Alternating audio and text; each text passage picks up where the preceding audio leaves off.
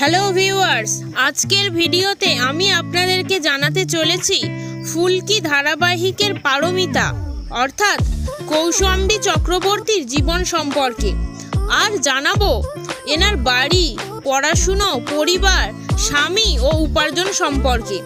আপনারা যদি কৌশাম্বী চক্রবর্তীর সম্পর্কে জানতে চান তাহলে সম্পূর্ণ ভিডিওটি দেখুন এবং ভিডিওটি যদি ভালো লাগে তাহলে ভিডিওতে একটি লাইক করে চ্যানেলটিকে সাবস্ক্রাইব করে দিন।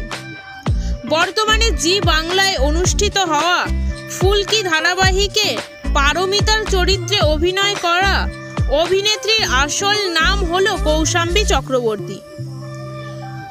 ডাকনাম হলো ডোনা। বাড়িতে সবাই তাকে ডোনা নামেই ডাকে।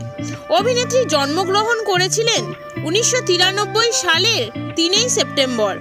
2024 সাল অনুযায়ী অভিনেত্রীর বর্তমান বয়স হলো 31 বছর।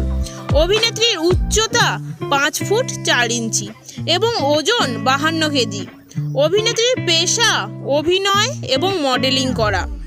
অভিনেত্রীর শখ বলতে গেলে তিনি ভ্রমণ করতে, নাচ করতে এবং সাজতে খুবই ভালোবাসেন।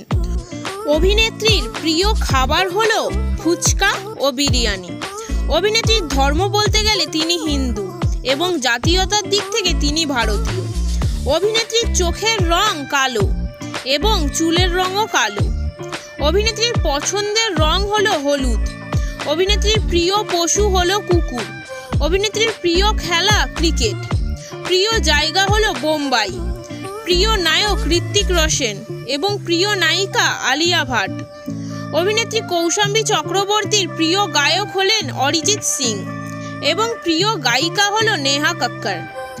অভিনেত্রীর ম্যারিড লাইফ বলতে গেলে তিনি বিবাহিত।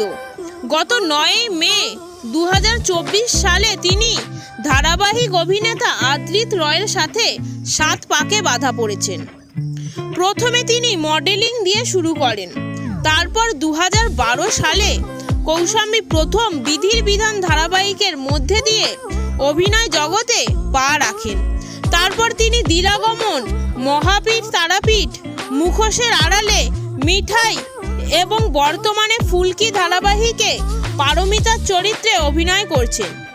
অভিনেত্রীর জন্মস্থান বলতে গেলে তিনি পশ্চিমবঙ্গের হাওড়া জেলায় জন্মগ্রহণ করেছেন এবং বর্তমানে তিনি কলকাতায় থাকছেন।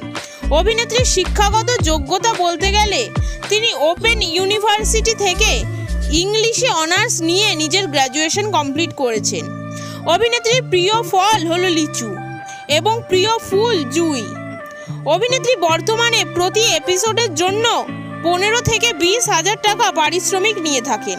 তো ভিউয়ার্স, কৌশাম্বী চক্রবর্তীকে আপনাদের কেমন লাগে তা কমেন্টে জানান এবং এই ভিডিওটি আপনাদের কেমন লাগলো তা কমেন্টে জানান।